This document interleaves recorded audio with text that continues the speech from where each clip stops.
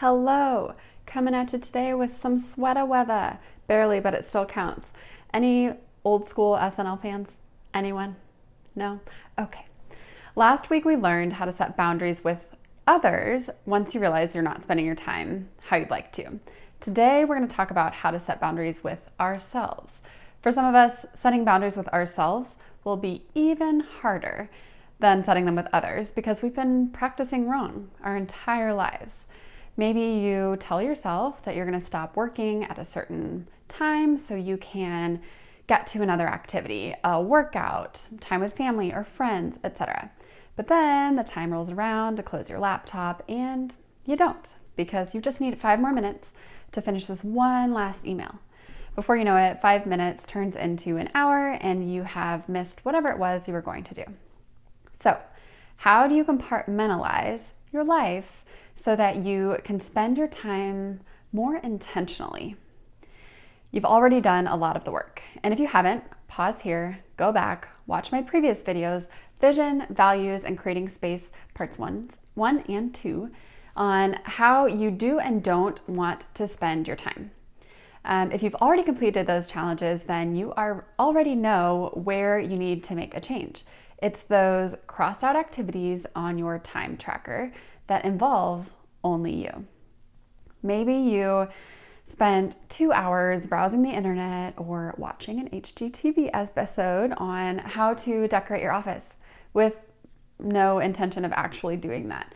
And I want to be clear, there is no shame in either of those activities unless you have decided you don't have time for them. Even then, there's no shame, only learning and adapting as we go. So, how do you avoid these distracted segments of your day?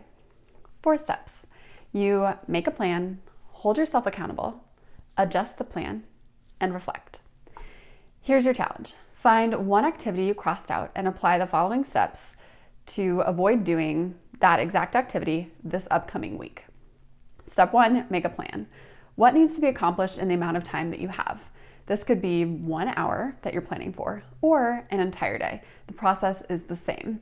List all the things you need to do, prioritize them, estimate the amount of time that they will take to complete, and get started.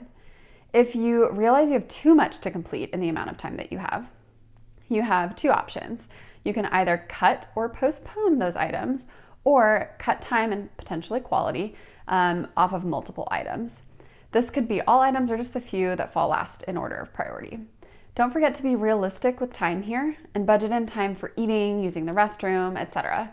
As with everything, the more you do this, the better you will get at estimating how long it takes to do certain things. Step 2, hold yourself accountable. How are you going to know when the time for one task is up and it's time to begin the next? Will you set an alarm or a reminder? Will you put it in your calendar? Will you keep your list with you physically or digitally so you can check items off and see what's next? How you do this should be however you've had success in the past. Do what works, not what you think should work. All right, step 3, adjust your plan.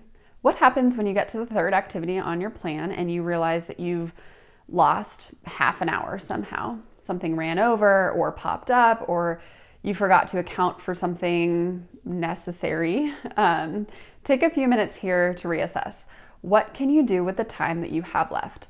This may again require that you cut or postpone or skim some time off some of the remaining activities. This is the most powerful part of the process and it should be celebrated. This step right here is how successful people stay on track.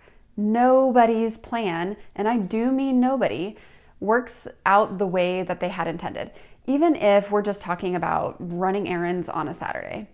Being able to reflect and adapt in the moment is a skill that will improve over time and will be the reason that you're still able to get what you need done, the priorities, despite unforeseen interference.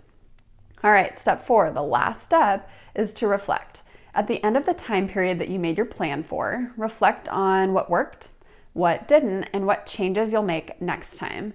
This can be anything from how much time you estimated for a certain task to how it is that you prioritize those tasks.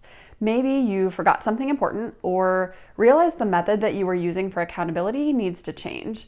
This step is also crucial to ensuring you improve in this method moving forward. So take just a few minutes to think it through so you can be intentional next time. Often, the people getting in the way of us accomplishing our dreams is us. So set boundaries, allow yourself to fail and learn from it, and keep going. You are in charge of how you spend your time. I hope this helps you enjoy life. To support your challenge this week, I have uploaded a productivity planner to the freebies page on my website. Check it out. And as always, if you have a question or just want to talk, shoot me an email. It could be featured in an upcoming video. Also, I'd love to see how following these steps goes for you. So email me or share your experience with me on Instagram by posting your completed productivity planner, tagging me at Enjoy Life Coaching, and using the hashtag Enjoy Life Challenge. Lastly, if you are ready for more individualized support, sign up for a free consultation with me. I can't wait until you gain the clarity you need to achieve the dreams you deserve. See you next time.